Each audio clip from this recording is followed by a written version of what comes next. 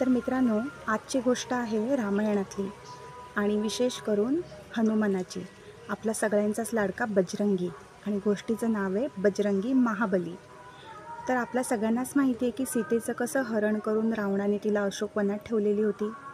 तर श्रीरामांची खुणेची अंगठी घेऊन हनुमान शोधत शोधत सीतामाईंना अशोकवनात पोचला आणि त्याने सीतामाईंना ती अंगठी दिली आणि खुणेची अंगठी देऊन त्याने सांगितलं की लवकरच तुम्हाला वाचवायला श्रीराम येत आहेत, त्यामुळे तुम्ही धीर धरा.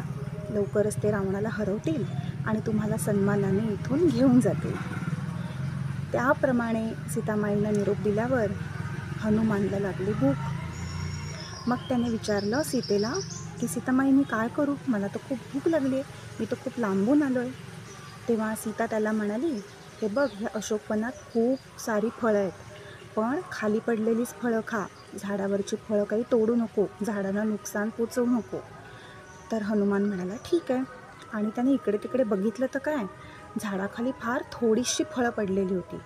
मग त्याने विचार केला लहान मुलासारखाच की सीतामाईने सांगितलं आहे की झाडांना हात लावू नको, झाडांना त्रास देऊ नको, पण शेपटीने तर मी झाडं हलवू शकतो आणि फळं पाडू शकतो.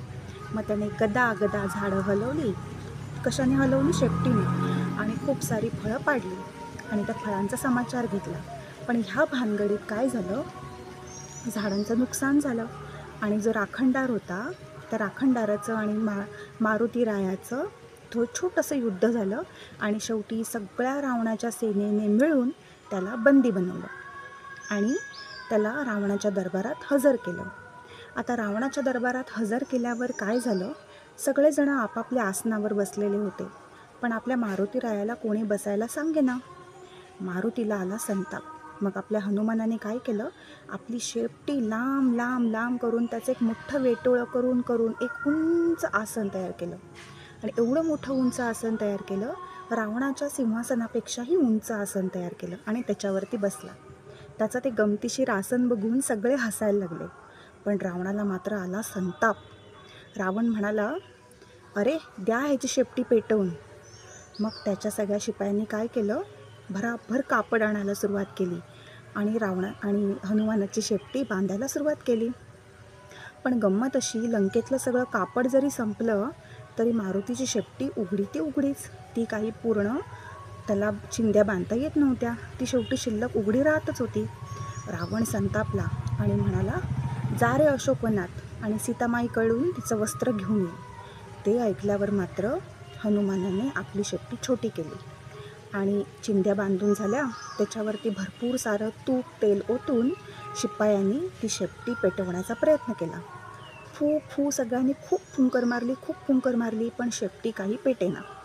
सगळ्यांनी प्रयत्न केला पण शेपटी पेटेना. नुसता धूरच धूर व्हायला लागला, पण शेपटीला आग काही लागेना. मग ते बघून मारुतीला खूप हसायला यायला लागलं.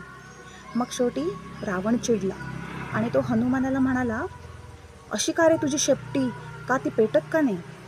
मग हनुमान म्हणाला, अरे माझी शेपटी पेटवायला ना खूप जोरात फुंकर मारायला पाहिजे, तुमच्या लंकेत कोणाकडेच एवढी ताकद नाही.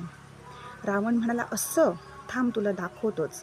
म्हणून रावणाने आपली 10 तोंड घेतली आणि जोरदार फुंकर मारली हनुमानाच्या शेपटीवर आणि हनुमानाच्या शेपटीने घेतला पेट.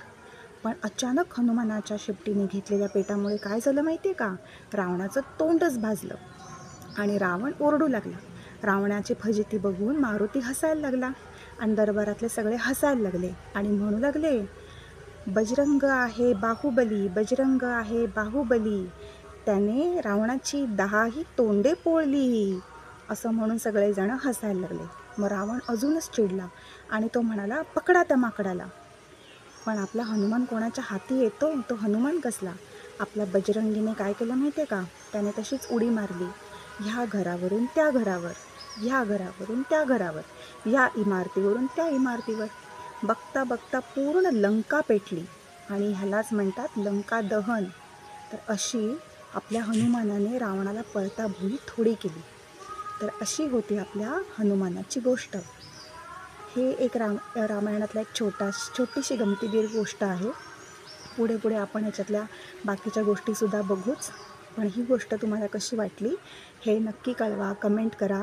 आवडली असेल तर लाईक करा, सबस्क्राईब करा आणि कमेंटमध्ये हे नक्की सांगा की तुम्हाला पुढच्या वेळेला कोणती गोष्ट ऐकायला आवडेल. धन्यवाद.